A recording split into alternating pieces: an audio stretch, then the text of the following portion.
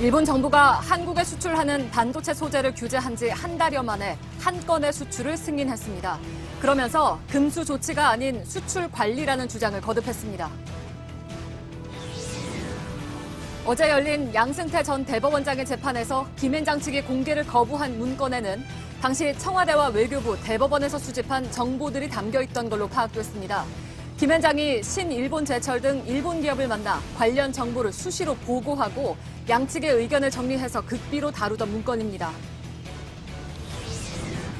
경찰이 양현석 전 YG 대표와 가수 승리의 수십억 원대 불법 해외 원정 도박 혐의를 포착해 수사하고 있습니다. 양 씨는 미국 라스베이거스 카지노 VIP룸에서 10억 원 정도를 판돈으로 쓰고 6억 원가량을 잃은 걸로 확인됐습니다. 트럼프 미국 대통령이 트위터에 이어 기자회견을 통해서도 한국이 방위비 분담금을 더 내기로 합의했다고 주장했습니다. JTBC 취재 결과 존 볼턴 백악관 국가안보보좌관은 최근 방한 때 방위비 총액 40억 달러대를 언급했고 한국이 이 가운데 얼마를 부담할 수 있을지 결정하라고 말한 것으로 확인됐습니다. 일본 나고야에서 열린 소녀상 전시에 휘발유 테러를 하겠다고 협박한 50대 남성이 경찰에 붙잡혔습니다. 일본 미술평론가 연맹도 성명을 내고 표현의 자유라는 민주주의의 기본 이념이 부정됐다며 전시를 다시 열 것을 촉구했습니다. 아베 정부를 두둔해 논란을 일으킨 주옥순 씨가 오늘도 소녀상 앞에서 막말을 쏟아냈습니다. 주 씨는 가짜뉴스 수준의 거짓 주장을 이어갔는데 유튜브 방송으로 후원금을 모으기 위한 노이즈 마케팅이 의심됩니다.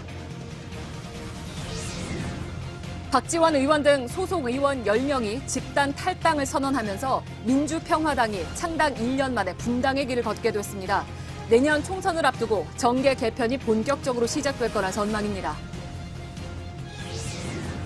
가까운 곳을 갈 때 이동수단으로 공유 전동 킥보드가 각광을 받고 있습니다. 하지만 규제나 가이드라인이 명확하지 않아서 곳곳에서 위험천만한 상황이 벌어지고 있습니다. 밀착 카메라에서 전해드립니다. 기름 없이 달리는 일상으로 내일을 바꾸는 현대수소 전기차. 시청자 여러분, JTBC 뉴스룸을 시작하겠습니다. 일본 정부가 한국에 수출하는 반도체 품목을 규제한 지 한 달여 만에 수출 신청 한 건을 허가했다고 밝혔습니다. 또 삼성전자 중국 법인의 1년치 불화수소의 수출을 허가해줬다는 얘기도 나왔습니다. 수출을 허가한 일본 정부는 화이트리스트 배제가 금수 조치, 그러니까 수출을 통째로 막은 조치가 아니었다는 것을 보여준다, 이렇게 주장하고 나섰습니다. 여론전을 위한 것이라는 분석입니다. 우리 기업들은 드문드문 떨어지는 허가가 오히려 우리 경제의 불확실성을 키울 것이라고 걱정하고 있습니다. 김혜미 기자의 보도입니다. 일본 정부가 한국 수출을 승인했다고 밝힌 품목은 반도체 기판에 바르는 감광액인 포토레지스트입니다. 厳正な審査を経まして安全保障上懸念がない取引であるということが確認できた、すでに輸出許可を付与しているところであります。 일본이 포토레지스트의 수출을 허가한 건 반도체 관련 세계 품목의 규제를 단행한 지 한 달여 만에 처음입니다. 삼성전자가 수입을 요청한 건데 포토레지스트 150갤런, 3개월치로 알려졌습니다. 일본 정부는 이에 앞서 또 다른 한국 수출 규제 품목인 에칭가스, 즉 불화수소에 대해서도 수출을 허가한 것으로 확인됐습니다. 청와대 관계자는 지난 5일 삼성전자 중국 시안 공장으로 수출되는 불화수소 1년치에 대해 허가가 났다고 전했습니다. 중국 법인이긴 하지만 한국 기업의 반도체 생산 공장에 수출 허가를 내준 겁니다. 일본 정부는 이 같은 허가가 화이트리스트 배제의 정당성을 보여주는 것이란 주장을 내놨습니다. 강제징용 관련 판결에 대한 보복 조치가 아니라 전략물자의 수출 관리 차원뿐이란 주장을 되풀이한 겁니다. 하지만 일본 경제산업성은 잘못된 사례가 나오면 개별 허가 신청 대상을 확대할 수 있다며 정부 임의대로 한국 수출 규제를 강화할 수 있다는 점도 다시 한번 강조했습니다. JTBC 김혜미입니다. 제비 한 마리가 왔지만 봄이 왔다고 보긴 어렵다. 일본의 첫 수출 허가 소식에 우리 정부 관계자가 보인 반응입니다. 조였다 풀었다 하는 전략일 수 있다는 것입니다. 업계 역시 여전히 상황이 불확실하다면서 좀 더 지켜보자는 입장입니다. 송지혜 기자입니다. 일본의 첫 수출 허가에 산업통상자원부 고위 관계자는 일단 긍정적으로 평가한다고 말했습니다. 다만 한 건으로 섣부르게 판단해선 안 된다고 덧붙였습니다. 제비 한 마리가 왔다고 봄이 온 건 아니다라는 겁니다. 한국을 화이트리스트에서 뺀 일본의 규제 기조 자체가 바뀌었다고 보긴 어렵다는 의미입니다. 앞으로 개별 허가 대상을 확대할 수 있다는 발표가 나온 것도 이를 뒷받침한다는 겁니다. 업계도 긴장을 풀지 못하고 있습니다. 수출 허가가 계속 이어질지 여전히 불확실하기 때문입니다. 삼성전자 고동진 사장은 스마트폰 부품이 3, 4개월치는 준비돼 있지만 그 뒤의 일은 예측할 수 없어 걱정된다고 밝히기도 했습니다. 불확실성을 키우는 또 다른 변수는 화이트리스트에서 빠진 뒤 받는 캐치홀 규제입니다. 전략물자가 아니더라도 일본 정부가 지정하면 수입할 때 개별 허가를 받아야 하는 제도입니다. 아직까지 캐치홀이라든지 그런 부분도 있어서 아직 확답할 수 있는 부분들이 전혀 없기 때문에 정부는 오늘 우리도 일본을 화이트리스트에서 빼는 방안을 논의했지만 결정은 일단 미뤘습니다. 일본의 조치를 더 지켜보면서 대응 수위를 조절하겠다는 뜻으로 풀이됩니다. JTBC 송지혜입니다. 도쿄의 윤서령 특파원 연결되어 있습니다. 자, 윤 특파원, 일단 오늘 허가의 배경에 대해서 일본에서는 어떤 분석이 나오고 있습니까? 네, 일본 수출업계에서는 관례상 첫 허가가 나오기까지 2달 정도가 걸릴 것이라고 내다봤습니다. 그런데 이보다 빨리 허가가 떨어지면서 이번 조치가 규제나 대항 조치가 아니라는 점을 보여주기 위해서 일부러 빨리 허가를 낸 것 아니냐 이런 분석이 나옵니다. 실제로 일본 정부도 이런 부분을 강조했는데요. 직접 들어보겠습니다. 예. 金融措置ではなく、正当な取引については、日本政府としては恣意的な運用はせずにですね、外為法の規定に基づいて、厳格な審査を踏まえて、許可を、出している、そのことを、示したものであります。 예. 자, 결국 이제 관례를 깨고 화이트리스트 배제를 관보를 통해서 공포한 날, 같은 날 수출 허가도 같이 내줬다는 건데 사실 이건 거꾸로 또 해석을 하자면 일본 정부가 그만큼 앞으로 허가권을 자의적으로 활용할 수도 있다. 이걸 보여준다. 이런 얘기도 가능한 거 아니겠습니까? 네, 그렇습니다. 이 국내외적으로 비판 여론이 거세지면서 일본 정부가 전략적으로 허가 시기를 앞당겼을 가능성이 제기가 됩니다. 사실 이 서류 심사에서 문제가 없으면 무기 회사가 아닌 이상 허가를 내주지 않을 명분도 없습니다.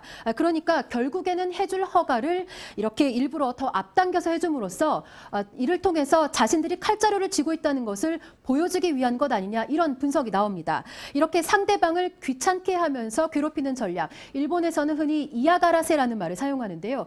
전형적인 이야가라세 수법이라는 분석입니다. 예. 또 한 가지는 수출 허가 사실 자체도 일본 정부가 공식 발표를 하기 전에 정부와 가깝다고 알려진 언론들에서 먼저 보도를 했다면서 그러니까 거기만 알려준 거잖아요. 네, 그렇습니다. 이 공교롭게도 이 산케이 신문과 요미우리 신문 그리고 NHK 등 아베 정권과 가까운 매체만 이 정보를 입수를 해서 보도를 했습니다. 특히 산케이 신문의 보도는 일본 정부의 발표 내용과 거의 똑같았습니다. 그런데도 이 세코 경제산업상은 이 발표를 하게 된 원인에 대해서도 한국 정부 탓을 돌렸는데요. 직접 들어보겠습니다. 예. 今回はですね、韓国政府から我々のこの措置がですね、あたかもこの金融措置であるとの不当な批判が行われていることを受けまして、例外的に公表させていただきたい。 예, 알았습니다. 한 가지만 더요. 일본 내 일부 시민단체들이 이번 조치에 반대하는 기자회견을 그러니까 수출 규제 조치입니다. 수출 규제 조치에 반대하는 기자회견을 참의원을 찾아서 열었다고요. 네, 지난 주말 이 도쿄에서 한국 시민들과 연대하기 위한 일본 시민들의 노 아베 집회가 있었습니다. 오늘은 양국 시민들이 희망연대라는 이름으로 공동 행동에 나서기로 했습니다. 이들은 참의원에서 기자회견을 열고 아베 정부가 평화에 역행하고 있다면서 수출 규제 조치를 즉각 철회하라고 요구했습니다. 예, 윤서령 특파원이 도쿄에서 전해드렸습니다. 오늘쯤 우리 정부도 일본을 화이트리스트에서 제외하겠다고 했죠. 일단 이것은 이제 미뤄졌습니다. 추후에 정하겠다 이런 건데 청와대 취재기자 잠깐 연결하도록 하겠습니다. 이서준 기자, 자 화이트리스트 국가에서 일본을 제외한다. 일본만 화이트리스트가 있는 것이 아니라 우리도 있는 것이니까 왜 미뤘습니까? 네, 일본이 오늘 수출 신청을 허가했다는 소식이 나오면서 일단 신중하게 가는 쪽으로 결정을 한 것으로 보입니다. 일본의 이번 수출 허가는 자신들의 수출 규제가 정당하다는 것을 보여주려는 의도로 해석은 되지만 어쨌든 일본이 잠시 물러서는 듯한 모습을 보였기 때문에 우리도 그에 맞춘 대응을 한 것으로 보입니다. 예. WTO에서 싸울 때 우리도 화이트리스트에서 일본을 제외하는 것이 혹시 불리하지 않겠느냐. 왜냐하면 명분상. 근데 그렇진 않다고는 하지만 그래도 결국 이제 이번에 이것을 미루는 것은 나름대로의 이제 전략이다 이런 얘기인데 정도에 따라서는 일본을 역시 나중에라도 화이트리스트에서 제외할 수도 있다 이런 얘기인가요? 네, 그렇습니다. 아직 살아있는 카드인 셈인데요. 정부는 추후에 확정하겠다고 했습니다. 언제든지 이 화이트리스트 제외 결정을 할 수 있다는 뜻입니다. 예. 청와대는 지금의 한일 갈등을 흔히 말하는 게임 이론, 그중에서도 특히 이 tit-for-tat 전략으로 접근을 하고 있다고 합니다. 쉽게 말해서 눈에는 눈, 이에는 이 전략인데요. 일본이 하는 바대로 우리도 비슷하게 공격을 해 나가는 겁니다. 예. 상대가 공격을 하면은 바로 우리도 공격을, 또 물러서면은 우리도 잠시 물러서는 듯 상대방 조치에 맞춰서 이제 맞대응을 하는 겁니다. 예. 상대가 물러설 때 우리가 강경하게 나가면 예. 국제 여론에서 불리할 수도 있다는 점을 감안한 것으로 보입니다. 알겠습니다. 그건 알겠습니다만은 전문가들은 우리의 화이트리스트 배제는 사실 일본에 커다란 그런 충격을 주진 않는다라는 것이 또 일반적인 분석이기도 합니다. 오늘 문재인 대통령이 국민경제자문회의를 열었는데 현재 상황을 어떻게 판단을 하고 있다는 얘기가 나왔습니까? 네, 문 대통령은 오늘 일본이 허가를 회타할지라도 불확실성은 여전히 살아있다는 점을 강조했습니다. 청와대 관계자도 불확실성은 그대로다. 일본이 기조를 바꿔서 화해 제스처를 보였다고 평가할 수는 없다라고 했습니다. 일본이 나머지 수출 시청들을 제때 과연 허가를 해줄지, 또 시간을 끌면서 얼마나 엄격하게 심사하려 될지, 또 개별 허가 항목을 추가할지 등 아직까지 알 수 없는 변수들이 계속해서 있을 수 있다는 겁니다. 예, 알겠습니다. 청와대에서 이서준 기자가 전해드렸습니다. 이달부터 일본에서 수입되는 모든 석탄재 폐기물에 대해서 방사능 검사가 이루어집니다. 그러니까 전수조사를 하겠다는 것이죠. 정부는 지금까지는 제출된 서류를 확인하는 수준이었지만 앞으로는 통관 때 직접 시료를 채취해서 검사를 강화하겠다고 밝혔습니다. 어제 법정에 증인으로 나온 김앤장의 변호사가 끝까지 증언을 거부했던 문건이 하나 있습니다. JTBC 취재 결과 이 문건에는 김앤장이 강제징용 사건과 관련해서 파악한 대법원과 정부의 각종 동향을 적극적으로 의뢰인인 전범기업에 보고하고 의견을 나눈 내용이 담겨 있던 것으로 확인됐습니다. 공다솜 기자의 보도입니다. 2015년 11월 24일 NSSM 부장 방문회의. 김앤장 측이 어제 양승태 전 대법원장의 재판에서 증거 공개를 거부한 7,590번 문건의 제목입니다. NSSM은 신일본제철의 약자로 회의 참석자는 김앤장의 신일본제철 담당 변호사들과 신일본제철의 법무 담당 부장입니다. 1시간여 걸린 회의에서 김앤장 측은 자신들이 수집한 정보를 신일본제철의 부장에게 보고합니다. 박근혜 전 대통령의 동향을 시작으로 대법원의 움직임, 청와대와 외교부의 움직임 등입니다. 민간 기업의 손해배상 사건에 대한 대화로 보기엔 정부 관련 정보가 많습니다. 특히 이 자료엔 신일본제철의 반응도 자세히 나옵니다. 김앤장 측이 비밀 유지 의무를 들어 끝내 공개를 거부한 이유입니다. 검찰은 또 회의를 위해 준비한 토킹 포인트라는 문건들도 확보했습니다. 이 문건도 신일본제철이나 또 다른 의뢰인인 미쓰비시 중공업과의 회의 전 준비 자료입니다. 역시 정부 동향 관련 정보 등이 담겼습니다. 검찰은 김앤장 측이 2014년부터 2년여간 일본 기업들에 이런 정보를 전달하고 기업의 요구를 반영해 다시 대법원 등을 접촉했던 걸로 파악했습니다. JTBC 공다솜입니다. 김앤장은 전범 기업들을 오랜 기간 대리했는데 이 과정에서 불리한 상황에 처하자 대한민국 사법 체계를 뒤흔들었다 이런 비판이 나오고 있는 것이죠. 취재 기자와 함께 좀 더 들여다보도록 하겠습니다. 박병현 기자가 나와 있습니다. 김앤장이 전범 기업을 변호하는 것이 얼마나 됐습니까? 예, 어제 검찰이 공개한 내용에 따르면 김앤장은 2000년 일본 기업인 미쓰비시 중공업과 2005년엔 신일본제철과 인연을 맺습니다. 예. 이 두 기업은 강제징용한 피해자들에게 노역을 시킨 전범 기업입니다. 이들 기업의 손해배상 소송까지 대리를 하면서 지금까지 관계가 이어지고 있습니다. 예, 거의 긴 경우는 20년 가까운 그런 시간이었습니다. 앞서 잠깐 보도해드렸는데 구체적으로 어떤 상황이 생긴 겁니까? 예, 앞선 1심과 2심 법원은 이 두 기업의 손을 들어줬습니다. 예. 그런데 2012년 대법원이 피해자들의 손을 들어주면서 상황이 바뀝니다. 이 승소 가능성이 낮아진 겁니다. 사건에 다시 대법원으로 올라갔는데 이때부터 김앤장은 새로운 차원의 접근을 시도합니다. 예, 새로운 차원의 접근. 일단 듣기에는 그렇게 적절치 않은 방법 이렇게 들리기도 합니다. 예, 일단 김앤장은 내부에 이 프로젝트 팀을 꾸려서 로비에 나섭니다. 예. 청와대, 외교부, 대법원 세 곳을 나눠 접촉하고 판결을 다시 뒤집으려고 시도합니다.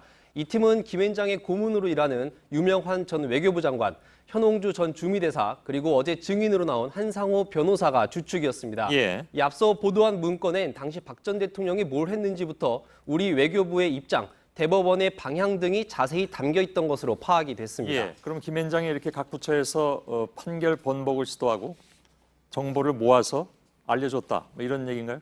예, 그렇습니다. 김앤장 측은 이걸 두고 변호 활동의 일부라고 주장을 하고 있습니다. 예. 하지만 청와대나 외교부의 입장과 동향, 외교 전략은 우리나라의 민감한 외교 정보입니다. 그런데 이를 고위 공무원 출신 전관들이 수집해 일본 전범 기업에 알려준 것을 통상적인 변호 활동이라고 볼 수 있는지는 법조계에서도 논란입니다. 예. 이 김앤장의 활동으로 법정이 기울어지고 있었지만 피해자들은 그 이유조차 모르고 있던 셈입니다. 예, 알겠습니다. 박병현 기자였습니다. 수고했습니다. 외국인 투자자에게 성접대를 한 혐의로 수사를 받고 있는 연예기획사 YG 전 대표 프로듀서 양현석 씨에게 이번에는 해외 원정 도박 혐의가 추가됐습니다. 미국 라스베이거스에서 6억 원 가량을 잃은 것으로 경찰은 보고 있습니다. 소속사 가수 승리는 이번에도 함께 수사 선상에 올랐습니다. 박창규 기자입니다. 양현석 씨가 미국 라스베가스 MGM 호텔 카지노 VIP룸을 드나든 횟수는 확인된 것만 11번입니다. MGM 호텔 VIP룸은 우리 돈으로 15억 원 정도를 예치해야 회원 자격을 얻을 수 있는 걸로 알려졌습니다. 경찰은 양 씨가 이곳에서 판돈으로 10억 원 넘게 썼고 이 중 6억 원 가량을 잃은 걸로 파악하고 있습니다. 가수 승리도 같은 호텔 카지노 VIP룸을 4번 방문했고 20억 원을 판돈으로 썼습니다. 이른바 바카라라는 도박을 주로 했고 13억 원을 잃은 걸로 알려졌습니다. 양 씨와 승리는 도박 한 판마다 적게는 300만 원에서 많게는 1,000만 원 정도 돈을 걸었습니다. 카지노 호텔에 방문할 때마다 일주일 가까이 머물면서 도박을 계속한 걸로 알려졌습니다. 한 번 대여하면 10만, 20만 정도는 쉽게 이익도 하고 딸기도 하고. 경찰은 미국 네바다주 카지노 협회를 통해 양 씨와 승리의 카지노 출입 기록과 도박 횟수, 도박 금액은 물론 승패 기록까지 확보했습니다. 내사 단계에서 공식 수사로 전환한 경찰은 조만간 두 사람을 소환할 계획입니다. JTBC 박창규입니다. 예, 양 씨가 미국에서 도박에 쓴 돈은 합법적으로 가지고 나갈 수가 없는 규모죠. 경찰은 당연히 불법적인 방법을 쓴 것으로 보고 수사를 확대하고 있습니다. 양 씨가 쓴 돈 일부를 현지에서 조달해준 제보자들을 JTBC 취재진이 만났습니다. 최승기 기자입니다. 한국에서 미국 갈 때 가져갈 수 있는 현금 한도는 $10,000, 우리 돈 1,200만 원 정도입니다. 하지만 경찰은 양 씨가 카지노에 갈 때마다 최소 수억 원씩 쓴 걸로 파악하고 있습니다. 제보자들은 미국 현지 지인이나 사업체를 통해 양 씨에게 돈을 빌려주고 한국에서 현금으로 돌려받는 방식을 썼다고 주장했습니다. 이른바 환치기 수법입니다. 빌려준 돈은 양 씨 측근들이 운영하는 홍대 클럽 근처에서 돌려받았습니다. 4층 사무실이 있어요. 공모가 있는데 거기서 갖고 내려와서 저 받았다는 거죠. 매번 1억 원 넘는 돈을 종이 가방째 받았다고 됐습니다. 쇼핑백에 담아서 갖고 오죠. 스테플로 찍어서. 현금 다발로? 네, 현금 다발로. 로스앤젤레스에서 라스베이거스까지 양 씨에게 직접 돈을 전달한 다른 제보자는 사례비로 우리 돈 수백만 원을 받았다고 됐습니다. 오늘 앞으로 전화를 하면은 사람이 내려올 거다. 올라가서 보니까 먼 거리 오시느라고 고생하셨다고 사례비 3,000불 주더라고요. 경찰은 전달 경로가 확인되지 않은 자금 흐름을 추적하는 한편 이 과정에서 탈세 등 추가 불법 행위가 있었는지를 수사하고 있습니다. JTBC 최승기입니다. 예, 한국이 방위비를 훨씬 더 많이 내기로 합의했다. 도널드 트럼프 미 대통령이 기자들에게 공개적으로 한 말입니다. 어제 트위터로 그렇게 합의했다고 한 데 이어서 방위비 대폭 증액을 기정사실화하고 나서는 것입니다. 우리 정부는 아직도 협상이 시작되지도 않았다는 입장이죠.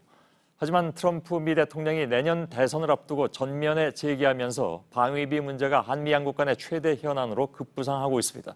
워싱턴에서 임종주 특파원입니다. 트럼프 대통령이 총기 참사 지역 방문에 앞서 기자들과 만났습니다. South Korea and I have made a deal where they're paying a lot more money and they're going to pay a lot more money. And the relationship is a very good. 마치 협상이 타결된 것 같은 표현입니다. 개시도 안 했다는 정부 입장과 배치됩니다. 트럼프 대통령은 그동안 불공평했다며 불만도 드러냈습니다. We've got 32,000 soldiers on South Korean soil and we've been helping them for about 82 years and we get nothing. 그러나 미군 규모는 3만 명을 밑돌고 주둔 기간도 과장됐습니다. 새벽 트윗으로 한국이 북한으로부터 방어하기 위해 상당히 더 많은 돈을 내기로 합의했다고 주장한 데 이은 거듭된 압박입니다. 북한 위협을 이유로 대폭 증액을 기정사실화하려는 의도로 보입니다.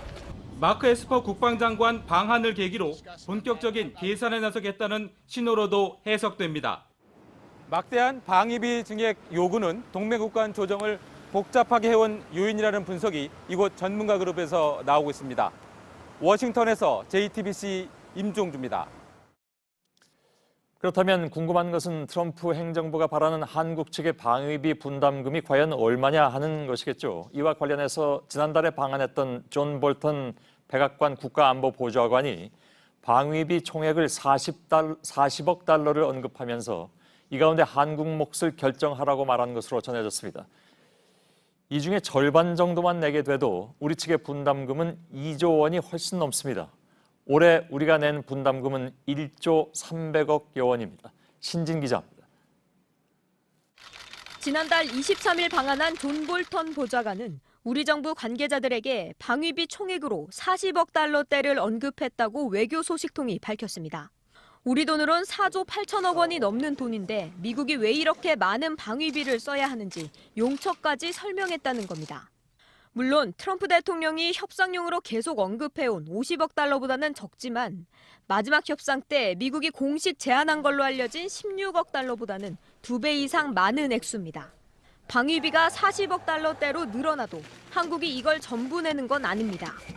하지만 우리 정부의 몫이 50% 선으로 결정돼도 올해 냈던 1조 300억여 원보다는 분담금이 크게 늘어나게 됩니다.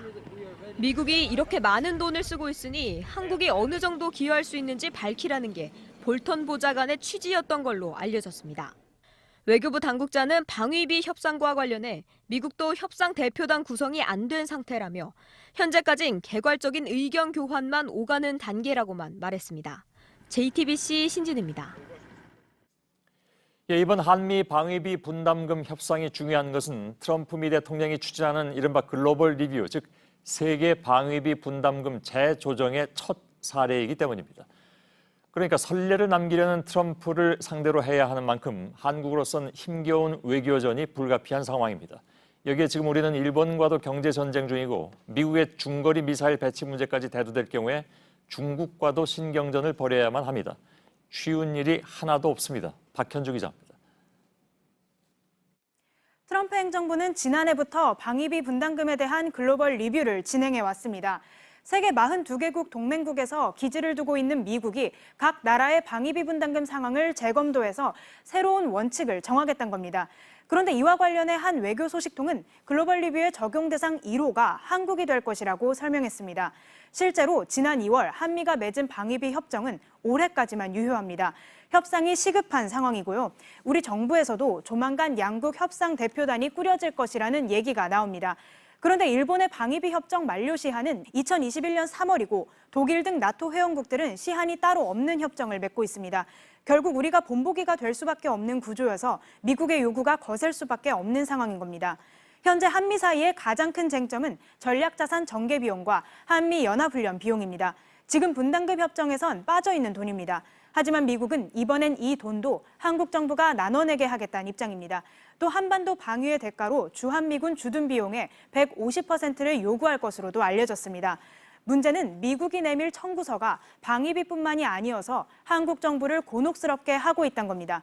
최근 트럼프 행정부는 중국 견제를 위한 중거리 미사일의 아시아 배치 가능성을 잇따라 제기하면서 그 후보지로 한국을 언급하고 나섰습니다. 이게 현실화하면 미국의 요구와 중국의 반발 속에서 한국은 제2의 사드 사태를 맞을 수 있습니다. 이란과 신경전을 벌이는 미국이 호르무즈 해협의 방위체에 파병을 요구할 경우 이 역시 고민거리가 될 수밖에 없습니다. 이런 상황에서 북한뿐 아니라 주변국과의 관계까지 고려해야 하는 한국 외교가 시험대에 올랐다는 분석입니다. JTBC 박현주입니다. 네, 유명 화장품 업체 한국콜마의 윤동한 회장이 한국 여성을 극단적으로 비하하는 내용이 담긴 영상을 직원들에게 강제로 시청하게 한 것으로 JTBC 취재 결과 확인됐습니다. 한국콜마 측은 한일 갈등을 냉정하게 바라보자는 취지라고 주장했습니다. 시청자 여러분께서 판단해 보시기 바랍니다. 최재원 기자입니다. 윤동한 한국콜마 회장은 그제와 어제 세종시 본사와 서울 내곡동 신사옥 직원 700여 명을 대상으로 원례조회를 가졌습니다. 직원이면 누구나 의무적으로 참석해야 하는 행사입니다.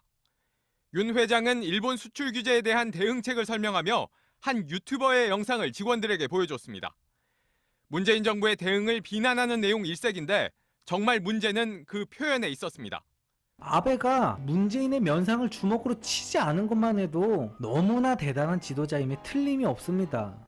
속어와 비어가 난무하고 김정은하고는 케이크를 또 잘 먹었습니다. 그를 떨면서도 한일 관계가 최악이라는 여성에 대한 극단적인 비하를 동원하기도 합니다. 베네수엘라의 여자들은 단돈 7달러에 몸을 팔고 있습니다. 그리고 이제 곧 우리나라도 그 꼴이 날 거예요. 영상을 본 직원들은 익명 게시판을 통해 불쾌감을 드러냈습니다. 사건이 알려지자 한국콜마 측은 현재의 한일 갈등을 냉정하게 바라볼 필요가 있다는 취지였다고 해명했습니다. 현실적인 인식이 필요할 때다. 그러면서 이제 회장님이 이제 그 유튜브를 트신 거예요. 한국콜마는 유명 화장품 브랜드의 제품과 원료를 제공하는 회사로 상당한 기술력을 인정받는 업체로 알려졌습니다. JTBC 최재원입니다. 일본 국제예술제 아이치 트리엔날라 측에 소녀상을 철거하지 않으면 불을 지르겠다고 한 협박범이 경찰에 붙잡혔습니다. 이 협박범은 위안부가 실제 있었던 일이 아니라고 주장한 것으로 알려졌습니다. 황예린 기자입니다. 소녀상을 빨리 철거하지 않으면 휘발유통을 들고 전시관에 가겠다. 지난 2일 일본 아이치현 예술문화센터에 협박 팩스를 보낸 50대 일본인 남성이 어제 경찰에 붙잡혔습니다. 경찰은 팩스가 발송된 편의점 CCTV를 확인해 이 지역에 사는 트럭 운전사 호타 슈지를 붙잡았습니다. 경찰은 호타가 팩스를 보낸 사실은 인정했으나 휘발유를 뿌릴 생각은 없었다고 말했다고 밝혔습니다. 팩스엔 실제 있었던 일도 아닌 인형 전시는 필요 없다는 내용이 담겨 있었습니다. 경찰은 호타가 위안부 피해자를 뜻하는 평화의 소녀상이 전시되자 불만을 품고 협박장을 보낸 것으로 추정하고 있습니다. 앞서 오무라 히데아키 아이치현 지사는 이 팩스 내용을 언급하며 안전을 이유로 기획전을 중단시켰습니다. 오무라 지사는 그러나 용의자가 잡혔음에도 당분간 해당 기획전을 다시 열 생각이 없다고 밝혔다고 일본 언론은 전했습니다. JTBC 황예린입니다. 네, 소녀상 전시를 다시 열라는 목소리도 커지고 있습니다. 전 세계 예술인들이 소녀상의 모습 그대로 사진을 찍어 공유한 데 이어서 소녀상 모형과 함께한 일상 사진을 소셜미디어에 올리는 일본에서의 캠페인도 힘을 받고 있습니다. 김나한 기자입니다. 집에도 버스 안에도 공원의 나무 그늘 아래도 어른손만한 소녀상이 놓였습니다. 윤봉길 의사가 수감됐던 일본 가나자와 형무소에서 찍은 사진에는 한국에서 온 친구와 소녀상과 함께 왔다는 설명이 달렸습니다. 가림막으로 폐쇄된 전시장에 갇힌 소녀상을 대신해 작은 소녀상과 외출한 사진들이 일본의 소셜미디어에 속속 올라오고 있습니다. 일본의 한 시민단체가 올해 초부터 진행하는 캠페인으로 작은 소녀상과 찍은 사진을 공유하는 겁니다. 조금이라도 더 많은 사람들이 평화의 소녀상에 대해 알게 한다는 취지. 단체를 이끄는 야마모토 미야기 대표는 불행한 역사를 마주보고 두 번 다시 이런 일이 반복되지 않기를 기원한다고 설명합니다. 일본 아이치 트리엔날레에서 소녀상 전시가 갑작스럽게 문을 닫자 캠페인은 더욱 주목받고 있습니다. 표현의 자유를 억눌린 데 대한 일본 내 반발은 이처럼 조용히 퍼지고 있습니다. 일본 미술평론가 연맹도 성명을 냈습니다. 표현 활동이 폭력과 협박으로 억압되는 일은 있어서는 안 된다고 지적했습니다. JTBC 김나한입니다. 네, 일본 불매 운동이 한 달 넘게 이어지고 있습니다. 특히 일본에 안 가겠다고 여행을 거부하는 사람들이 많죠. 신용카드 사용 금액만 봐도 알 수 있습니다. 일본에서 쓴 액수가 확 줄었습니다. 이세누리 기자입니다. 일본 현지에서도 한국 관광객이 줄어든 걸 느낀다고 합니다. 韓国の人最近見ないね。韓国の人たちも日本に旅行に行くとなるとなんで日本に行くんだとかって言われてるとかあって。 이런 분위기는 신용카드 사용 내역에서도 드러납니다. 지난달 초 한국 신용카드로 일본에서 결제한 금액은 223억 원, 지난해 같은 기간보다 19% 많습니다.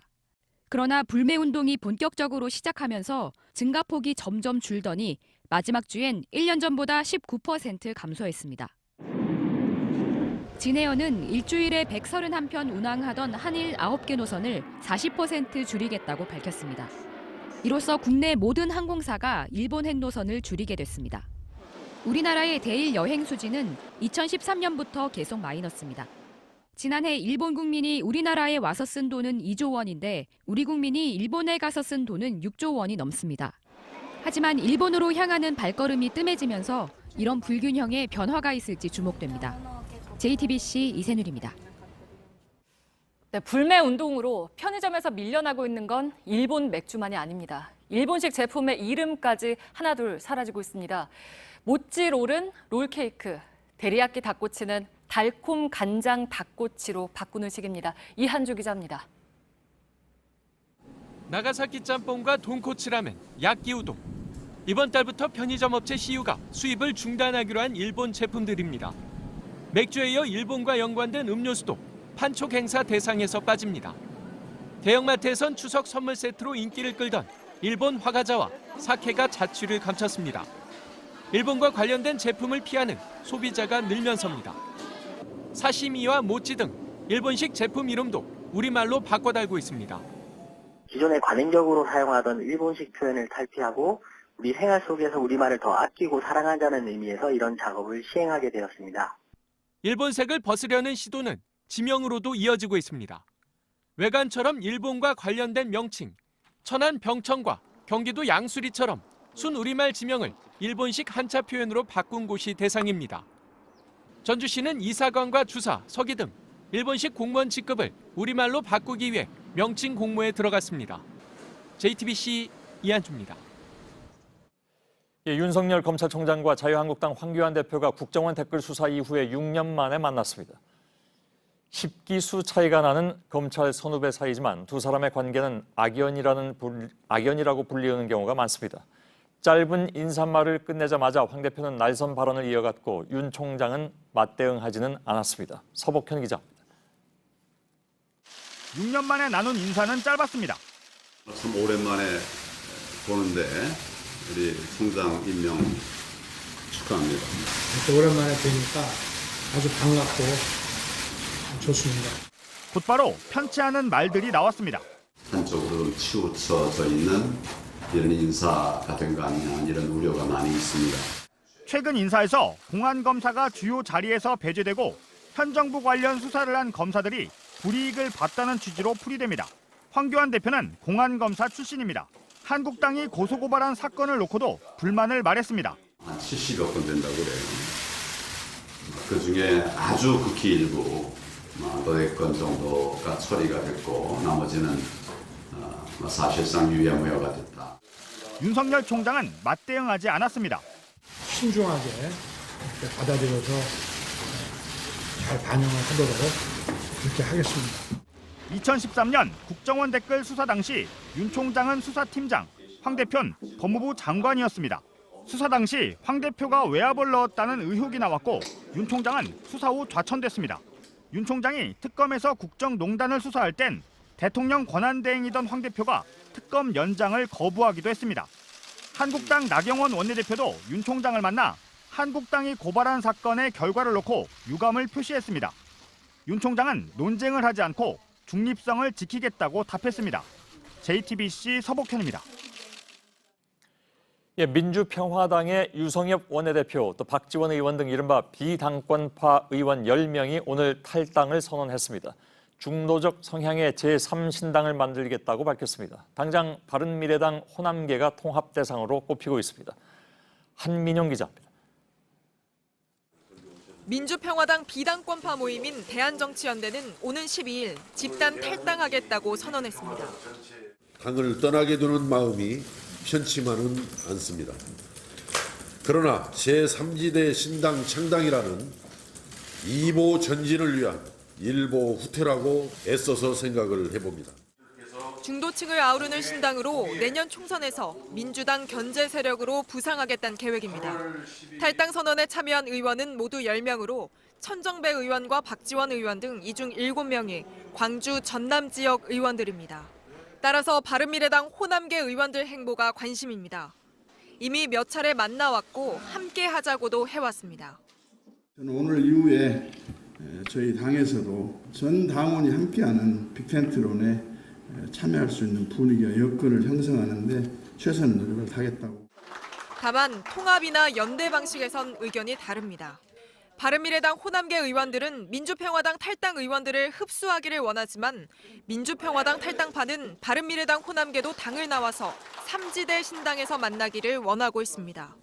한편 정동영 대표는 탈당을 선언한 의원들을 마지막까지 설득하겠다고 밝혔습니다.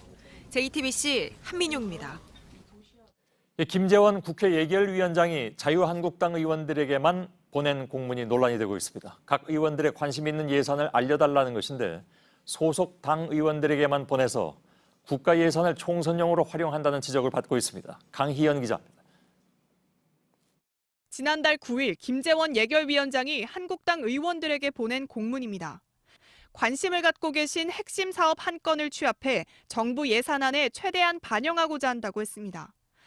함께 첨부한 엑셀 파일엔 사업 개요와 증액 요구 사항 등 구체적인 작성 항목도 담겼습니다.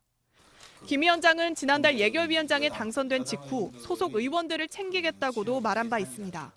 정부에 특히 예산 담당자에게 의원님들의 여러 가지 의정 활동에 관련된 그런 예산이 충분히 반영될 수 있도록. 여야 구분 없이 국회 예산 심사를 지휘해야 할 예결위원장이 대놓고 소속 의원 민원을 챙겼다는 비판이 나왔습니다. 내년 정부 예산안 편성에 개입해 지역 민원 사업을 챙기겠다는 노골적인 선거 대책. 중립성을 잃고 쪽지 예산을 알뜰하게 챙긴 것으로 드러났으니 국회의원 자격 자체가 없습니다. 김 위원장은 취재진의 해명 요청에 답하지 않았습니다. 한국당 지도부는 말을 아꼈습니다. 그 내용을 제가 알아봐야 되겠네요. 앞서 김 위원장은 추경 심사가 이어지던 밤늦게 술을 마신 채 나타나 당에서 엄중주의 조치를 받았습니다. JTBC 강연입니다. 물론 예산에 이렇게 목숨을 거는 것은 결국 지역구 표와 직결되기 때문입니다. 그러다 보니까 막상 예산안을 비판하거나 심지어는 반대표를 던져놓고 지역구에서는 자신이 예산을 따온 것처럼 광고하는 웃지 못할 일도 벌어지고 있습니다. 정종문 기자의 보도입니다. 서울 서초구에 걸려있는 한 현수막입니다.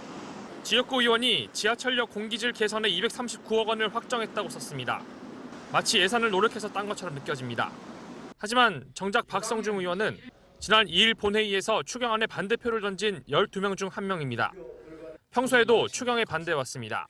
이 정부는 추경에 국채까지 발행해서 빚을 얻어서. 하지만 추경안이 통과된 뒤에는 지역구에서 열띤 홍보전을 펴고 있는 겁니다. 거짓말하는 거예요. 저거 보면은 자유한국당이 하는 거 같고. 추경을 수시로 비판해왔던 의원들도 추경 통과 뒤엔 입장이 달라집니다.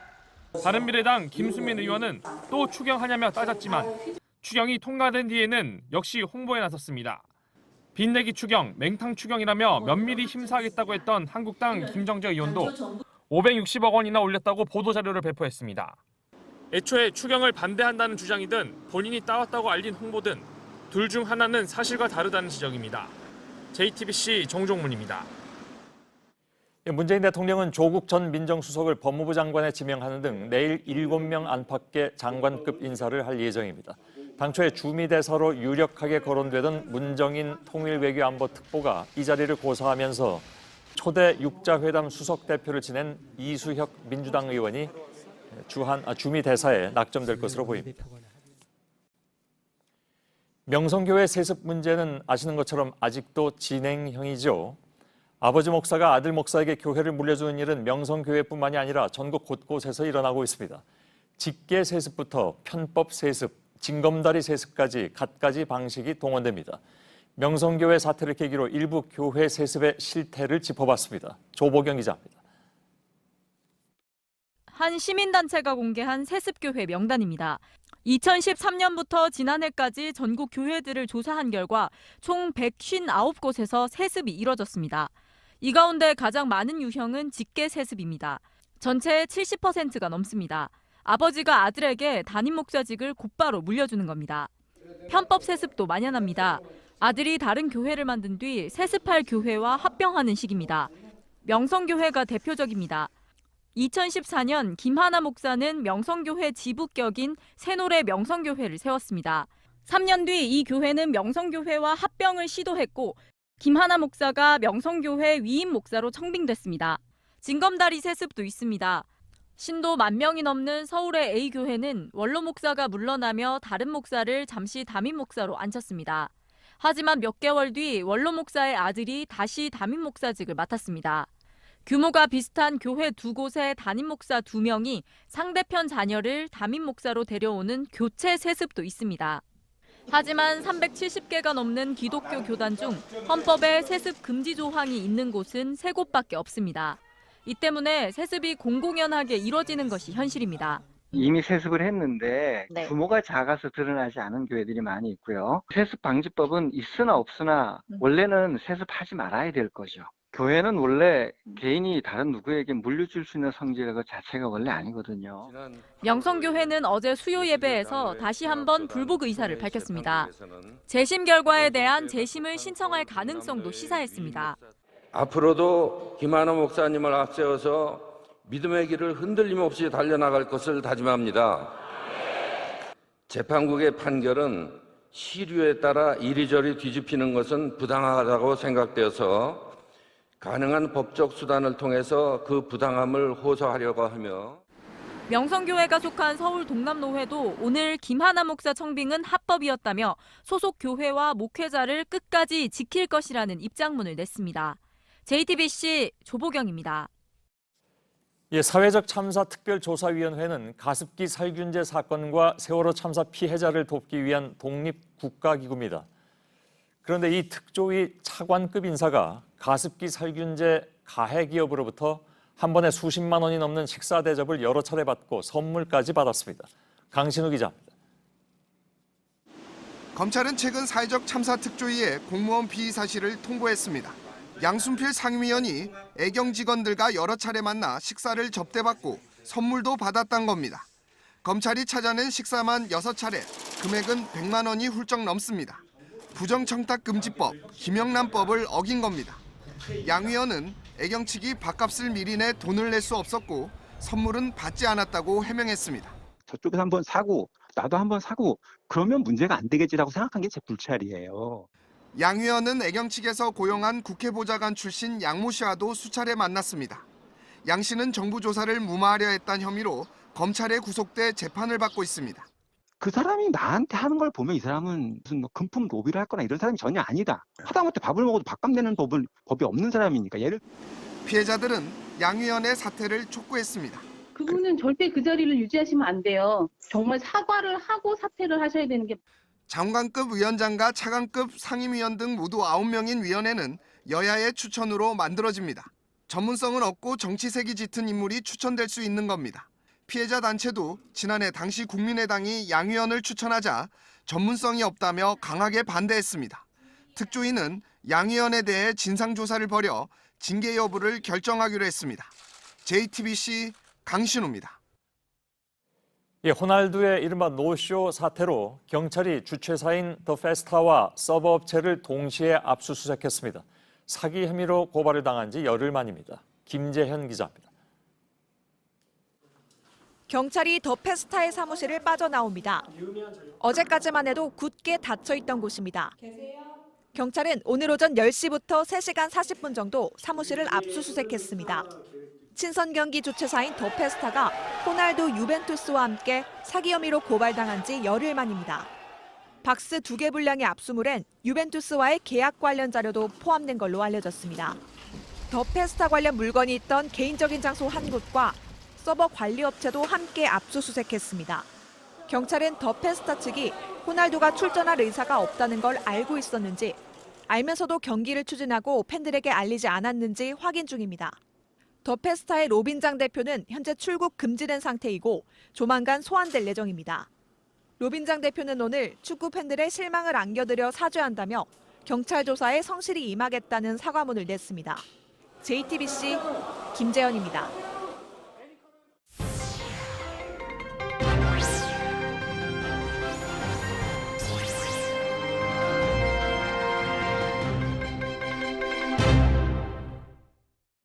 얼마 전에 실종됐던 조은누리 양이 가족품으로 돌아오는 데는 잘 아시는 것처럼 수색견인 달관이의 역할이 굉장히 컸습니다. 수색견은 1km 떨어진 곳에서도 냄새를 맡을 수 있어서 후각으로만 따지면 첨단 장비도 능가한다고 하는군요. 그만큼 선발 기준은 엄격하고 훈련 과정도 까다롭습니다. 뉴스미션, 오늘은 서효정 기자가 수색견 훈련을 함께 해봤습니다. 이곳은 달관이 같은 수색견을 길러내는 훈련소입니다. 여기에만 개가 80마리 정도 있는데 1년에 10마리 정도만이 선발된다고 합니다. 어떤 개들이 무슨 훈련을 받고 있는지 뉴스미션이 따라가 보겠습니다. 날렵해 보이는 허리와 길쭉한 코, 공을 쫓아가는 속도는 번개처럼 빠릅니다. 4살 된 마리노이드종 강아지 칸입니다. 이리 와, 가자, 앉아, 찾아. 상자에 들어있는 사람 냄새를 용케 찾아 그 앞에 쭈그려 앉습니다. 찾았다는 뜻입니다. 잘했어, 이리 와. 상자가 여러 개로 늘어나도 문제가 없습니다. 1km 밖에서도 냄새를 맡을 수 있는 독보적인 후각 때문입니다. 그다음에 죽은 지 뭐 일주일 냄새, 1년 된, 10년 된 냄새, 이런 냄새가 있을 거 아니에요. 근데 그 냄새 속에서는 동이라는 게 있어요. 우리는 모르지만 개만이 아는 동이라는 그 냄새. 이 냄새를 기억시키기 위해 훈련사들은 사람 냄새를 수집합니다. 이거는 실제 사람이 실종자가 죽은 사람이 입었던 옷. 죽은 사람을 닦아놓은 거예요. 수건에다가. 인공으로 만든 냄새. 냄새를 찾으면 공을 던져주거나 하며 보상을 주는 방식으로 훈련이 이루어집니다. 강적인 욕구가 있어야 됩니다. 밥하고 공하고 같이 줬을 때 밥보다도 공놀이 하는 걸 좋아한다든가. 새로운 환경에 빨리 적응하는 대담함과 이어지는 수색에도 지치지 않는 기초 체력은 필수입니다. 취재진은 실내 훈련을 마친 칸의 야외 훈련에도 따라가 봤습니다. 바람 때문에 냄새를 쫓기 쉽지 않지만 실제 상황과는 가장 비슷합니다. 이것과 똑같은 시료가 지금 산속에 숨겨져 있는데 칸이 찾으러 갈 건데요. 저도 한번 같이 가보겠습니다. 풀숲은 우거지고 아무 냄새도 나지 않으니 막막하기만 합니다. 묻어놓으면 전혀 찾을 수가 없겠는데요. 여기 어떻게 찾지, 이걸? 어딘지 어떻게 알아? 찾았습니다. 벌써 찾으셨어요? 네, 찾았습니다. 지금 시간이 3분 정도 지났는데 저는 주변을 얼마 뒤져보지도 못했는데 칸은 벌써 숨겨놓은 걸 찾아냈습니다. 이렇게 최소 1년 이상 훈련을 마쳐야만 실전 투입이 가능해집니다. 군이나 경찰에서 개를 뽑아가거나 실제 수색에 동행을 요청하기도 합니다. 100명이 참작하면 여기는 다 땅을 파야 되겠죠. 지금 이 정도의 구역에서는 5분에서 10분 안에 다 찾을 수 있죠. 인간의 100명에서 200명 내 몫을 하지 않을까. 우리나라에 있는 수색 탐지견은 120마리 정도 됩니다. 이 수색 탐지견을 제대로 잘 길러놓으면 실종자를 찾는 골든타임을 크게 줄일 수 있을 걸로 보입니다. 뉴스미션 서유정입니다. 네, 축구 명문으로 불리는 고등학교 감독이 학부모들에게 수억 원을 가로챈 혐의로 수사를 받고 있다는 사실 보도해드린 바 있습니다. 그런데 JTBC 취재 결과 경찰이 해당 감독에 대해서 여러 학부모들을 상습적으로 성폭행한 혐의로 수사를 확대하고 있는 것으로 확인됐습니다. 최수영 기자입니다. 국가대표 출신으로 고교축구연맹 회장을 맡고 있는 정종선 감독입니다. 1994년 미국 월드컵 주전 수비수로 뛰었던 그는 현재 서울 강남의 한 고교 축구 감독을 맡고 있습니다. 정 감독에 대한 경찰 수사가 시작된 건 올해 2월. 수년 동안 학부모들로부터 지원받은 축구팀 운영비 일부를 가로챈 혐의입니다. 퇴직금 적립비와 김장비 등의 명목으로 횡령한 돈만 10억 원에 달하는 것으로 알려졌습니다. 그런데 최근 경찰이 정 감독에게 성폭행을 당했다는 학부모 진술도 확보한 것으로 파악됐습니다. 경찰에 피해를 주장한 학부모만 여러 명인 것으로 확인됐습니다.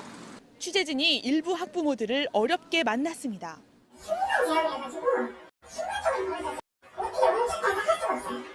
아들 문제가 있다고 해서 학교에 갔다가 성폭행을 당했다는 겁니다.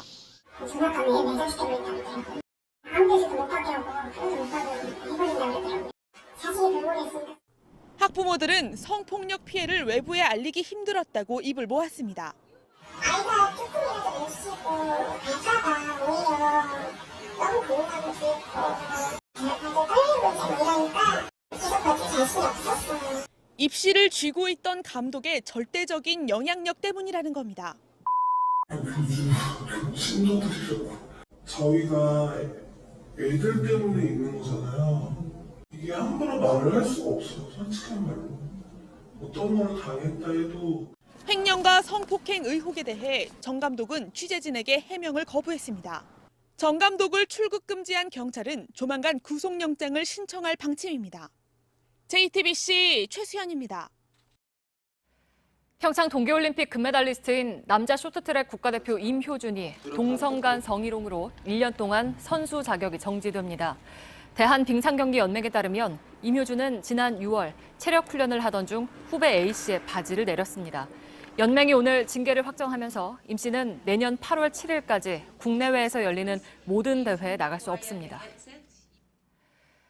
안성의 폭발 화재 현장에 섭씨 40도가 넘으면 스스로 불이 붙는 위험 물질이 4톤이나 보관돼 있던 걸로 드러났습니다. 이 정도면 미리 소방 당국에 신고를 해두었어야 하지만 신고는 전혀 없었습니다. 홍지용 기자입니다. 소방당국은 공장 지하 창고에 위험 화학 물질이 다수 보관돼 있었다는 관계자 진술을 확보했습니다. 4-5가지 화학 물질이 있었는데 그중 실리콘 발포제로 주로 쓰이는 것도 있었습니다. 20kg짜리 상자 200개, 4톤가량 있었던 걸로 보입니다. 이 물질은 섭씨 40도를 넘어가면 스스로 불이 붙는 위험 물질입니다. 사고 당시 외부 온도는 36도, 샌드위치 패널 구조로 밀폐된 공장 안의 온도는 50도 가까이 올랐을 걸로 추정됩니다. 소방당국이 자연 발화 가능성을 크게 보는 이유입니다. 그러나 물류업체는 창고 안에 에어컨을 24시간 돌려 20도가량으로 온도를 유지했다고 주장하고 있습니다. 에어컨 작동이 멈춰 온도가 오른 것인지 다른 요인이 있었는지에 대해선 아직 조사가 진행 중입니다. 사고 당시 소방대원들은 건물 지하에 인화성이 강한 화학물질이 있다는 걸 몰랐을 가능성이 큽니다. 물류업체가 사전에 신고하지 않았기 때문입니다. 이 정황이 사실이라면 위험물관리법 위반이 될 수도 있습니다. 밝혀야 할 의혹이 많지만 아직 2차 현장 감식은 계획도 잡지 못하고 있습니다. 순직한 고 서건호 소방장의 연결식은 오늘 거행됐습니다. 경기도는 석 소방장을 1계급 특진하고 옥조 근정 훈장을 수여했습니다. JTBC 홍지용입니다. 오늘 새벽 대만의 수도권 인근 해안에서 규모 6의 강진이 발생했습니다. 한 명이 사망하고 만 가구가 정전되는 등 피해가 잇따랐습니다. 베이징 신경진 특파원입니다. 가게 천정은 무너지고 진열된 상품이 모두 쏟아졌습니다. 새벽에 일어난 지진에 집안의 고양이들까지 놀라 잠을 깼습니다. 오늘 오전 5시 28분 대만 북동부 이란현 해안에서 규모 6의 지진이 발생했습니다. 오전 7시에 규모 4.6, 오후 2시에는 규모 3.6의 여진이 이어졌습니다. 타이베이시 한 주택에서는 지진으로 철제봉이 떨어지면서 60대 여성이 숨졌습니다. 대만 전역에서 1만여 가구의 전력 공급이 끊겼고 타이베이시에서는 도시가스가 유출돼 소방대가 긴급 차단 작업에 나섰습니다. 열차 운행도 중단됐습니다. 타이베이시 101층 건물 전망대에 설치된 660톤의 쇠구술치가 15cm 흔들렸습니다. 올해 4월 화롄 규모 6.1 지진 당시 20cm에 이어 두 번째로 큰 진폭입니다. 불의 고리로 불리는 환태평양 지진대에 위치한 대만에서는 대형 지진이 잦아 불안감도 커지고 있습니다. 대만에서는 지진과 함께 최대 풍속 초속 51m의 9호 태풍 레끼마까지 접근하면서 주민들의 긴장이 높아지고 있습니다. 베이징에서 JTBC 신경진입니다.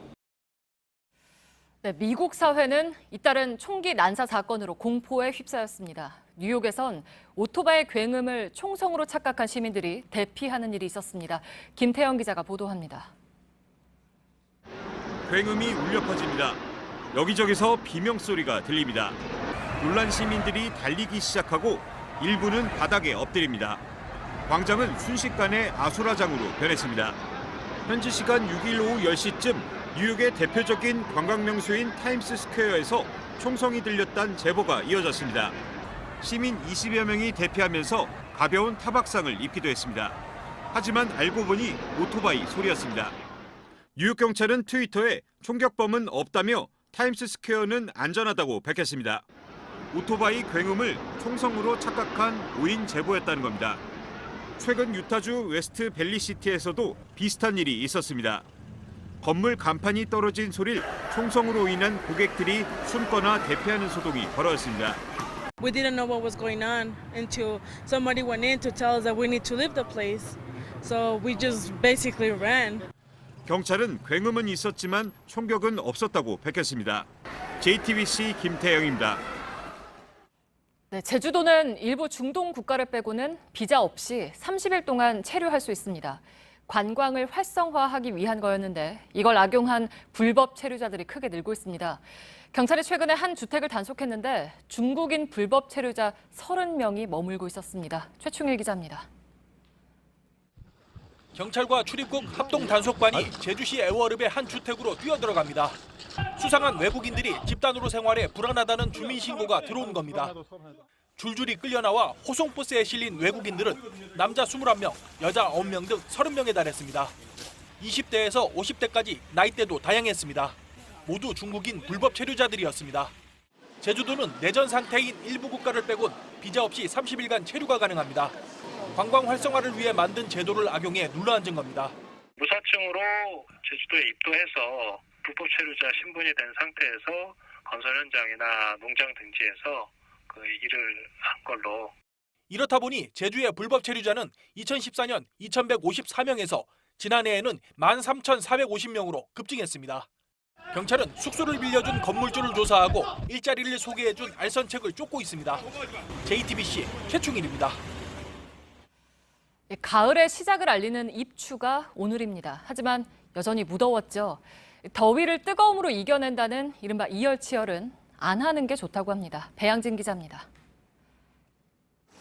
바닷물을 뿌려가며 더위를 식혀봅니다. 해변에선 목 뒤까지 햇빛을 가려주는 물놀이 모자가 필수입니다. 입추에도 찾아온 무더위는 지칠 줄 모릅니다. 오늘 오전 중부 지역을 중심으로 내려졌던 폭염경보는 오후 들어 서울과 부산 등으로 확대됐습니다. 다른 지역엔 폭염주의보가 내려졌습니다. 이런 더운 날씨를 뜨거움으로 다스린다는 일명 이열치열하는 사람들도 있습니다. 삼계탕을 먹고 찜질방을 가는 식입니다. 하지만 열찜질을 할 땐 주의해야 합니다. 혈압을 재봤더니 104에 82, 정상 범위입니다. 60도가 넘는 찜질방에 20분 들어갔다 오면 어떻게 되는지 다녀와 보겠습니다. 얼마 지나지 않아 땀이 비 오듯 쏟아집니다. 땀이 나며 피부 혈관이 넓어지면 피를 더 많이 보내려 심장이 더 빨리 뛰게 됩니다. 이번에는 179에 131, 처음에 쟀을 때보다 훨씬 고혈압이 됐습니다. 이러면 뇌로 가는 피는 오히려 줄어 갑자기 의식을 잃는 열실신이 올 수도 있습니다. 찜질은 60도보다 낮은 온도에서 15분을 넘지 않는 게 좋습니다. 특히 무더위는 만성 질환을 악화시킬 수 있어 환자들은 바깥 활동을 피해야 합니다. JTBC 배양진입니다. 내년 상반기부터 자동차 개조에 관한 규제가 풀립니다. 스타렉스나 카니발 같은 9인승차, 화물차나 소방차도 캠핑카로 바꿔 쓸 수 있습니다. 또 전조등을 바꾸거나 루프에 자전거 캐리어, 텐트 등을 달 때 개조 승인과 검사를 받을 필요가 없습니다. 중국 상하이에 있는 대한민국 임시정부청사 기념관에 오늘 새로운 태극기가 걸렸습니다. 최영삼 상하이 총영사와 독립운동가 후손인 이종걸 의원이 천루제 임정기념관 관장에게 20년 동안 청사에 걸려있던 태극기를 대신할 새로운 태극기를 기증했습니다. 독립기념관은 2달간 수작업으로 1920년대 임시의정원 태극기를 고증해서 만들었습니다.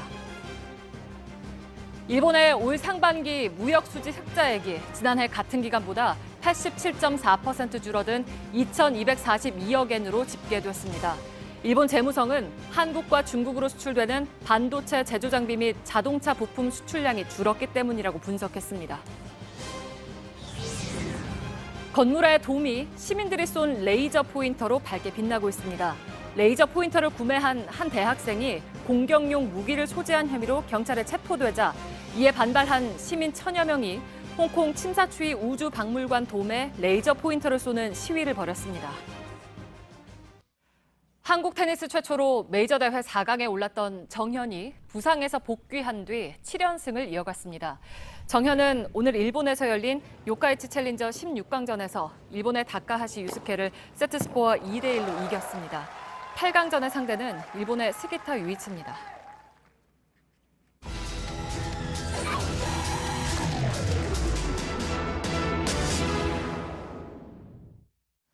네, 인도에 불쑥불쑥 나타나는 전동 킥보드는 불편을 넘어서 위협으로 느껴집니다. 걷는 사람도 타는 사람도 서로가 서로를 피하느라 아슬아슬한 상황이 벌어지기도 합니다. 그럴 만한 이유가 있었습니다. 공유 전동 킥보드의 사용이 늘고 있지만 관련 법규가 허술하기 때문입니다. 밀착 카메라 정원석 기자입니다. 서울 역삼역입니다. 역에서 나오면은 바로 이렇게 공유 전동 킥보드들이 주차되어 있기 때문에 손쉽게 이용할 수 있는데요. 저도 한번 이용해 보도록 하겠습니다. 잠시만요. 왜 익숙하지가 않아서. 미끄러워. 전동 킥보드와 같은 개인형 이동수단은 도로교통법상 차에 해당합니다. 따라서 차도에서 운행하는 것이 원칙. 아직 전동 킥보드가 생소한 차 운전자들에게 이들을 배려하도록 기대하긴 어려워 보입니다. 옆 차로에서 갑자기 우회전을 해버리기도 하고 차가 갑자기 우회전해서 쑥 들어가 버렸기 때문에 우회전을 하는 차선이 아니었는데 옆을 쏜살같이 지나가는 차들도 있습니다. 차가 옆으로 지나갈 때마다 상당한 압박감을 느낍니다. 바퀴 사이즈가 8인치 정도로 작다 보니 도로에 패인 곳마다 충격이 크게 다가옵니다. 오, 울퉁불퉁거려. 노면이 젖어 있을 때는 쉽게 미끄러질 수 있습니다. 미끄러워가지고 방향을 조금만 바꾸려고만 해도 상당히 바퀴가 미끄러짐을 많이 느낍니다. 현행법상 인도로 주행할 수는 없지만 취재 중에 본 모든 사용자들은 인도로 달리고 있었습니다. 인도로 따라가 봤습니다. 갑자기 앞에서 멈춰서는 행인. 제가 바로 저 뒤에 있었다면 아마 부딪혔을 수도 있겠어요. 안전모를 착용해야 하지만 지키지 않는 경우가 많습니다. 턱이 요만큼만 높으면은 앞으로 꼬꾸라지거든요. 제가 한번 크게 엎어진 적이 있어요. 굳이 이거 타려고 집에서 헬멧 쓰고 나와서 운행할 수가 없으니까. 보행자 입장에서는 인도를 활보하는 전동 킥보드가 불안할 따름입니다. 그냥 걸어가는데 너무 세게 확 속력이 좀 있는 거기 때문에 무섭다는 생각이 좀 들고 그거를 타고 있는 사람 자체도 안전장비를 아는 사람들이 많더라고요. 개인 장비와 달리 공유 전동 킥보드의 속도는 최고 시속 25km로 제한돼 있습니다. 하지만 제동거리가 짧지 않습니다. 실제로 측정을 해봤습니다. 최고 속도를 유지하며 달려오다 급브레이크를 잡았습니다. 속도가 줄면서 멈추는데 보통 8m에서 11m나 필요합니다. 10m 밀린. 서비스 자체의 문제이건 시민의식의 문제이건 간에 불편한 점도 있습니다. 바로 전동 킥보드와의 숨바꼭질. 실제로 여기에 있다고 돼 있는 전동 킥보드는 이 현장을 찾아봤지만 그 위치를 전혀 확인할 수 없습니다.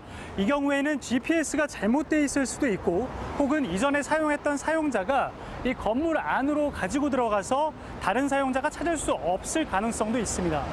표시에는 엄청 많이 떠 있는데 찾을 수가 없는 거예요. 지금도 그래서 계속 내려온 거예요. 뭐지? 포켓몬 찾는 사람처럼. 안 보이는 데에다가 세워놓는다든지 개인 주차장에 넣는다든지 편하게 이용하려고 그런 이유겠죠. 운전면허증이 있어야 사용 가능하지만 아무 사진이나 찍어서 인증을 받아도 당장은 무방합니다. 현재 우리나라에 서비스 중인 공유 전동 킥보드는 대략 15개 회사로 급격히 늘어나는 추세입니다.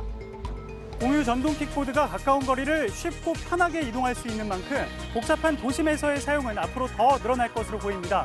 보행자와 사용자의 안전 모두를 생각한 가이드라인과 운전 매너 등의 확립이 시급해 보입니다. 밀착 카메라 정원석입니다.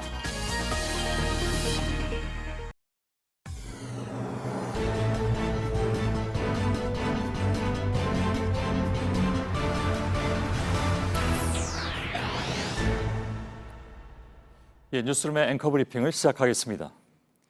이러려고 공부했나? 자괴감 들고 괴로워.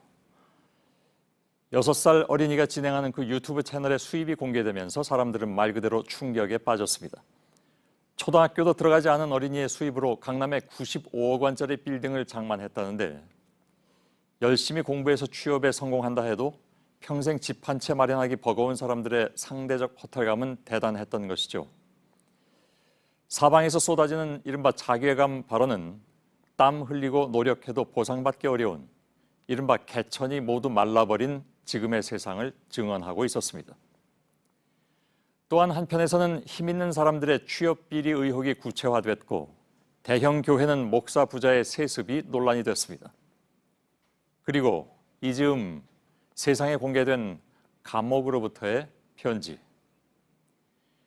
편지를 받은 주인공은 바로 돈도 백도 실력이라고 당당히 말했던 그의 딸. 편지는 그 주장이 틀리지 않았음을 증명해주고 있습니다. 30억 원의 현금, 생활비와 도우미 비용. 나라 전체를 농락하며 권세를 누렸던 그는 여전히 자신의 막대한 재산을 쥐락펴락하며 수십억 원을 쌈짓도 다루듯 하고 있는데 그에 비하면 6살 어린이가 창출하고 있는 수십억 원의 부라는 것은 그래도 일말의 노동이 개입된 가성비 최고의 결과물인 셈이죠. 이러려고 공부했나? 이미 눈치채셨겠지만 한참 전부터 유행어가 되어버린 그 말의 원주의는 따로 있습니다. 그러나 정작 그는 본인을 제외한 모든 이들을 낙담하고 자괴감 들게 만든 장본인이기도 하죠. 어찌됐든 그는 비뚤어진 세상을 풍자하는 명언 아닌 명언의 원조가 되어 세상의 모습을 마치 거울처럼 비춰내고 있으니. 오늘의 앵커 브리핑이었습니다.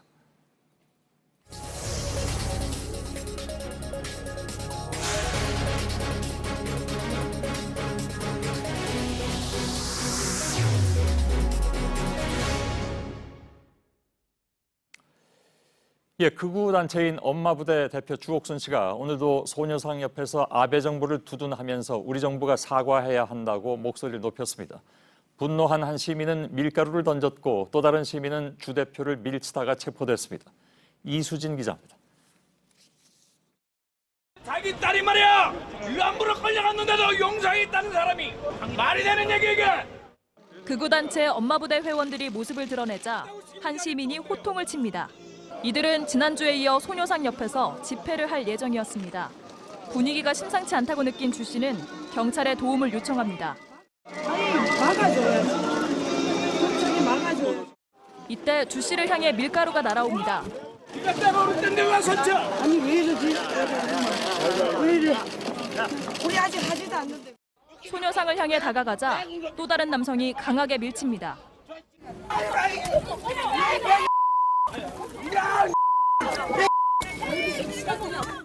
현장에 있던 경찰들이 남성을 저지했고 당신이 매국노를 보호해주는 경찰이야. 이 남성은 주 씨를 폭행한 혐의로 체포돼 경찰 조사를 받았습니다.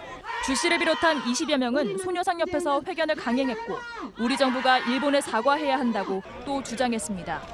JTBC 이수진입니다.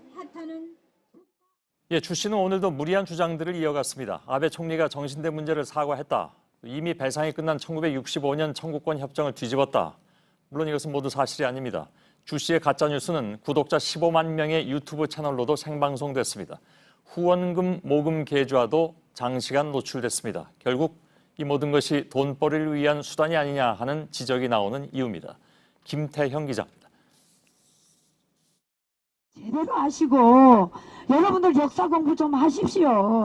일본은 무려 36분, 8분 가까이 사과를 했습니다. 대한민국 문재인 정권이 배상해야 됩니다. 아니 왜 그게 한일 협상을 이미 다 끝난 사실인데. 엄마부대 대표 주옥순 씨의 발언은 유튜브를 통해서도 생중계됐습니다. 그렇다면 주 씨의 주장은 사실일까? 아베 수상이 지난번에 정신대 문제 때도 사과했습니다. 명백한 거짓입니다. 지금까지 아베 총리가 직접 위안부 문제와 관련해 공식적으로 사과를 한 적이 없습니다.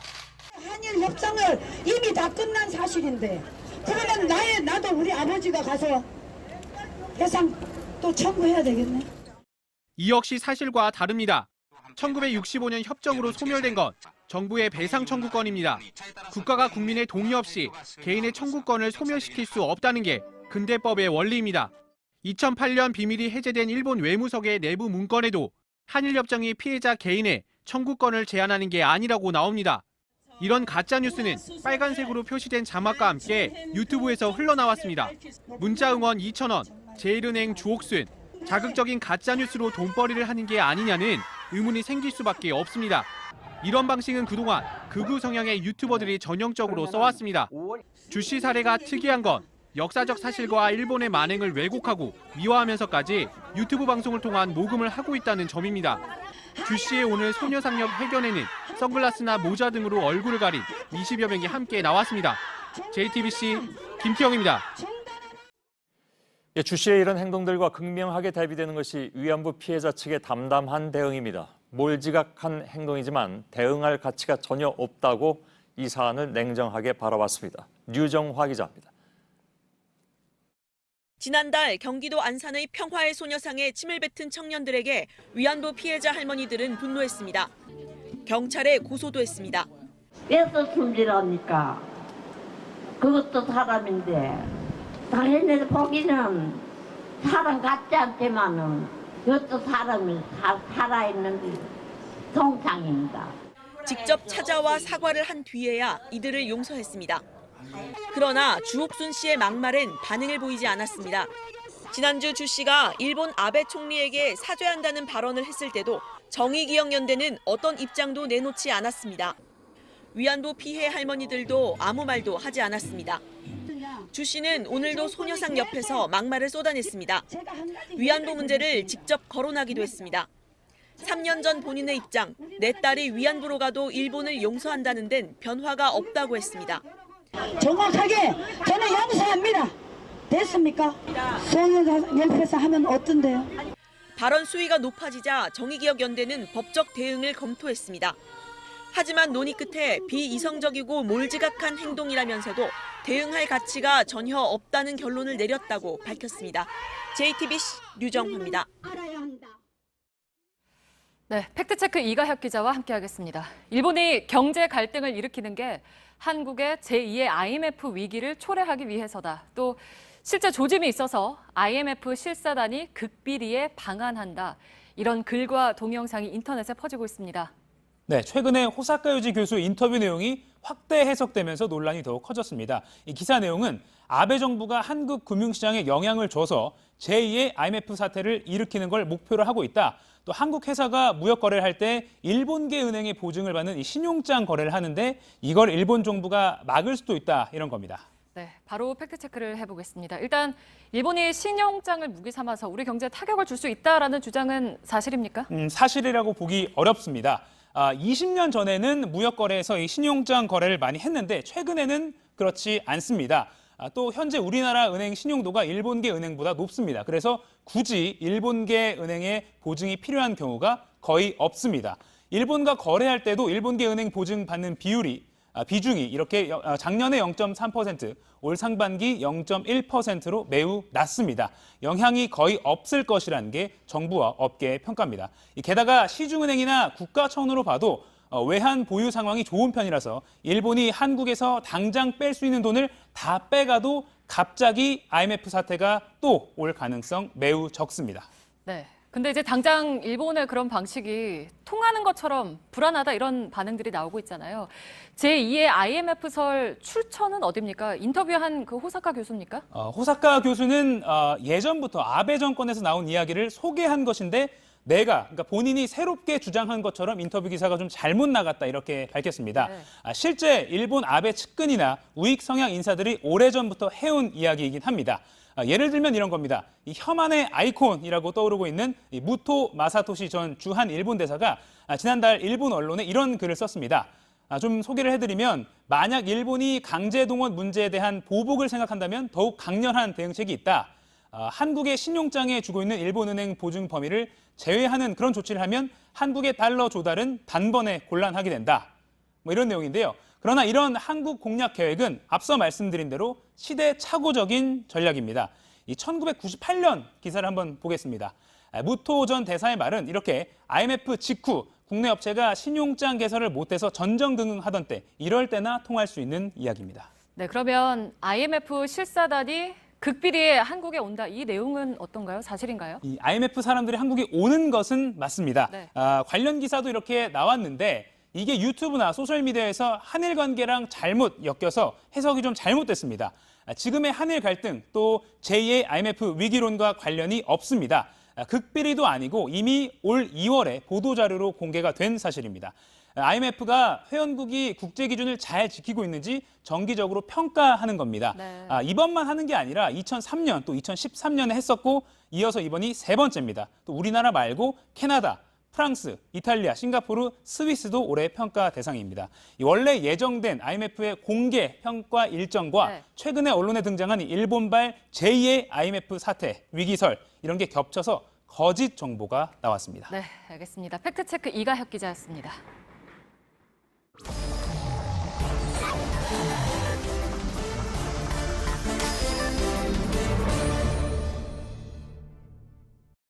예, 비하인드 뉴스를 시작하겠습니다. 박성태 기자, 첫 키워드를 열어볼까요? 예, 첫 키워드는 미래의 총장으로 잡았습니다. 어디 총장을 얘기합니까? 검찰총장을 얘기합니다. 오늘 예. 윤석열 신임 검찰총장이 자유한국당 지도부를 예방했습니다. 황교안 대표도 만났고요. 나경원 원내대표도 만났는데 분위기는 꽤 좋았습니다.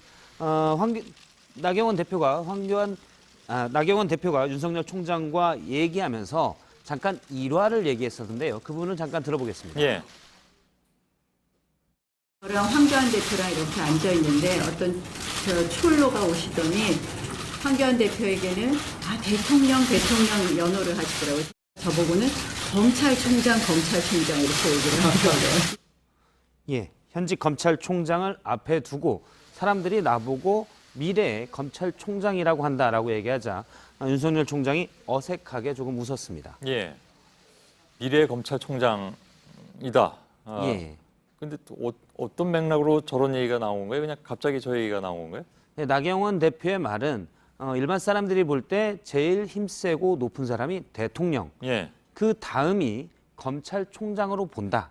그래서 본인들이 대구에 갔을 때 시민들이 황교안 대표를 보고는 대통령이라고 하고 나경원 예. 원내대표에게는 잠깐 생각하다가 검찰총장이라고 불렀다는 얘기입니다. 예. 어떻게 보면 윤석열 총장의 무게가 그렇게 책임이 막중하다는 얘기를 좀 풀어서 한 겁니다. 따지고 보면 나경원 원내대표도 법조인입니다. 사법연수원 24기고요. 윤석열 총장이 한기수 선배입니다. 일부 언론에서는 사법고시를 준비할 때 윤석열 총장과 나경원 원내대표가 스터디를 같이 했다라는 얘기도 있었는데요. 예. 확인은 안 됐습니다. 나경원 대표도 법조인 출신이지만 하지만 검찰총장은 될 수가 없습니다. 역대 판사 출신이 된 적이 없고요. 예. 더군다나 정치인이 검찰총장이 될 수는 없습니다. 그렇겠죠. 두 번째 키워드는요? 두 번째 키워드는 너무 나간 비유로 잡았습니다. 예, 어떤 비유를 말합니까?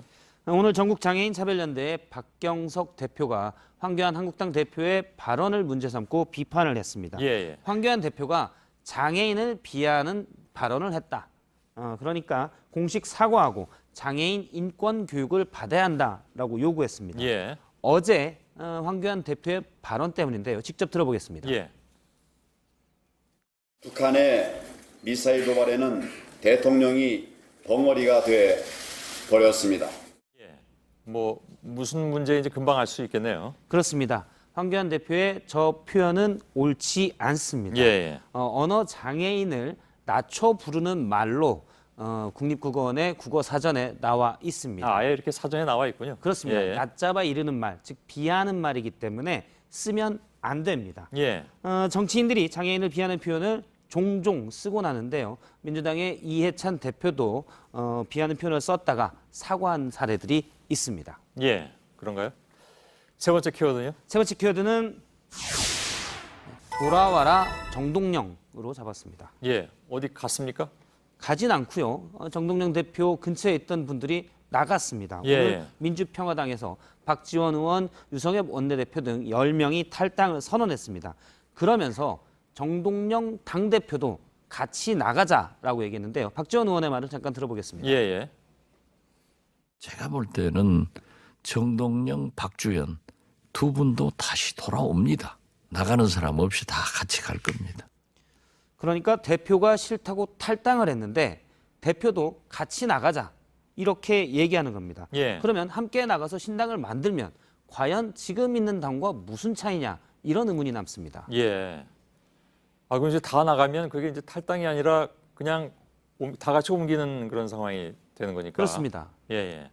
그러면 사실 지금 있는 당의 간판만 바꿔 달아도 될 법한데. 이는 그렇죠. 예. 굳이 나가면서 대표도 같이 나오시죠라고 얘기하는 게 상식적으로 좀 납득하기가 어려운데요. 예. 그 이유를 제가 좀 물어보니까 박지원 의원과 가까운 인사가 하는 말은 바른미래당이나 무소속 의원들도 영입을 해야 하는데 이들이 정동영 대표를 많이 꺼린다라고 얘기했습니다. 예. 그래서 제3지대 통합을 위해서는 정 대표가 물러나 줘야 하는데 안 물러나고 있기 때문에 우리가 나가서 밖에 새로 당을 만드는 것이다.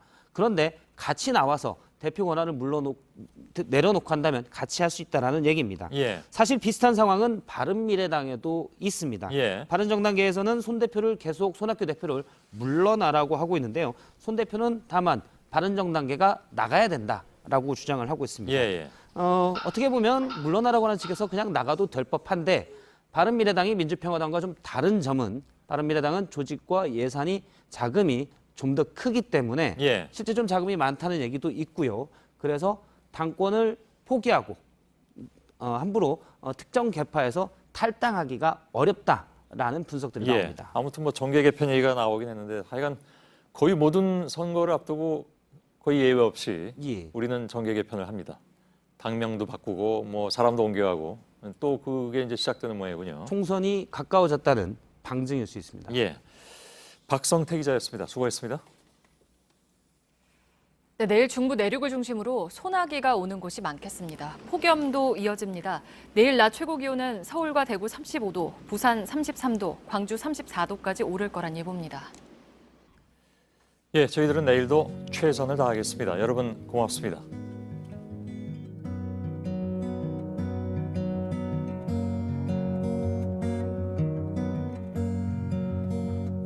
Does the time go?